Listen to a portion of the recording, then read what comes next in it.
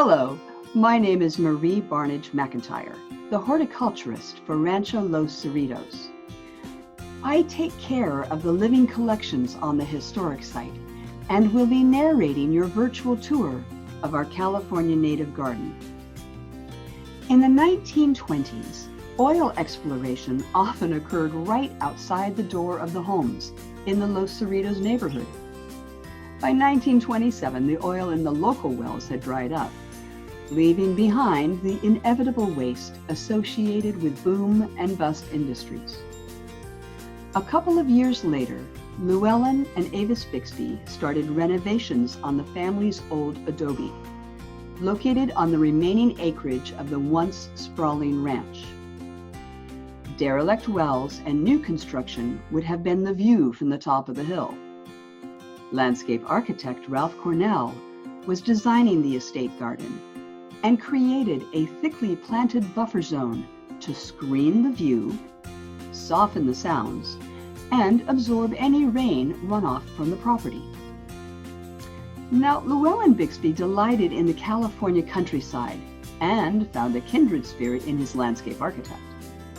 Cornell was a longtime champion of preserving California's unique natural spaces, and he often integrated native plants into his designs. In the buffer zone, he combined popular exotics with native plants he felt would thrive in the setting, with specimen trees that would grow tall to create shade and habitat, but also to lead the eye upward away from the scene below.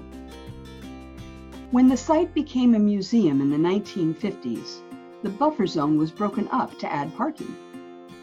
Over the years, additional native plants had been added to the buffer remnants, and in the 1990s master plan, what now was being referred to as the California Native Garden would address rain runoff, feature California native plants, and preserve the surviving historic exotic specimens.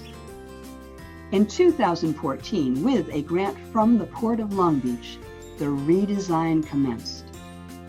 The rain runoff, once absorbed by the contiguous buffer zone, was now causing erosion due to the changes over the years. One of the features of the design is the dry stream bed. This directs rain to be captured on site in a series of basins that allows the runoff to recharge our groundwater. Now, let's take a virtual tour through the garden together, and I can show you some of our notable plants.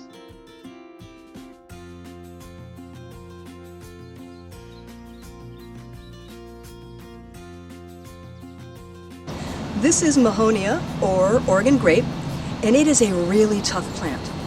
This plant will really tolerate shade even underneath a California oak, which needs to be dry. So if you're looking for a drought-tolerant garden, this is a plant that can take either drought-tolerant conditions or regular gardening water.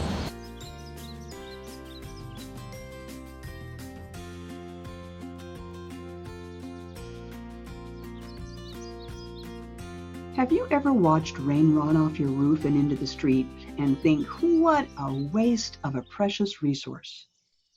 That runoff collects pollutants en route to the storm drain, carrying them to our rivers and oceans. A dry stream bed or rain garden can change that.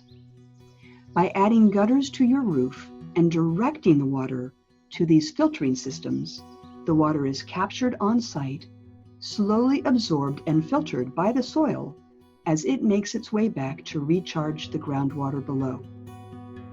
Ironwood is a really phenomenal tree. This tree is only today found in a very few select places. Catalina Island and this subspecies from the further north Channel Islands.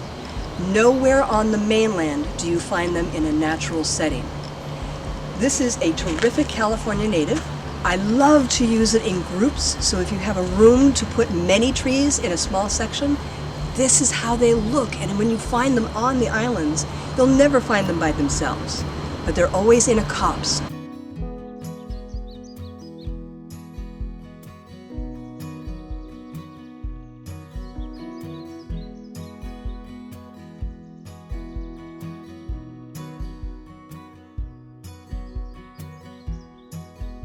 These California native sycamores were planted by Ralph Cornell in 1931.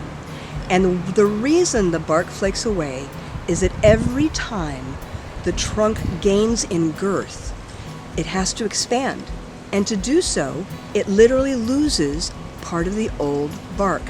What's left behind, if you come take a look at this, you see this smooth, lighter colored bark, which gives the whole trunk a mottled appearance that adds a small detail to your garden. And I have to tell you, too big a tree to put in most gardens, but they're precious and they're wonderful, and we need to protect them from the polyphagous borer that is laying waste to these trees throughout California.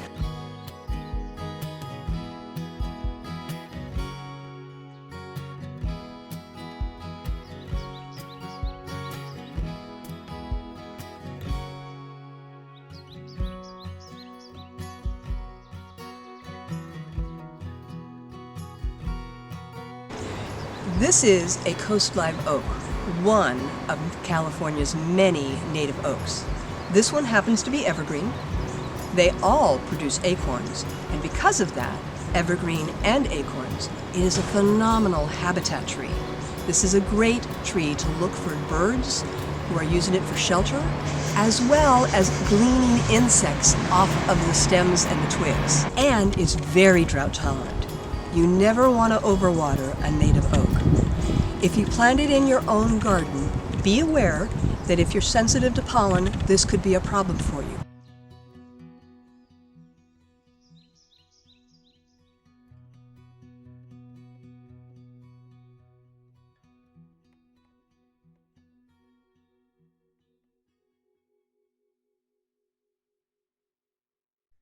When you look at a garden environment, it is easy to overlook the majority of the life that is happening around you.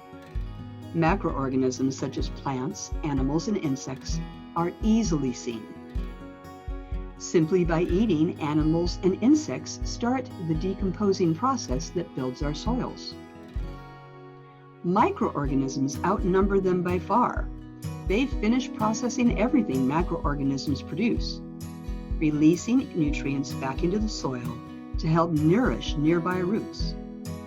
The topsoil is the first in a series of filters that water passes through on its way to the groundwater deep below. Water. It is the basis of life itself and supports every life form you see, and millions too small to note.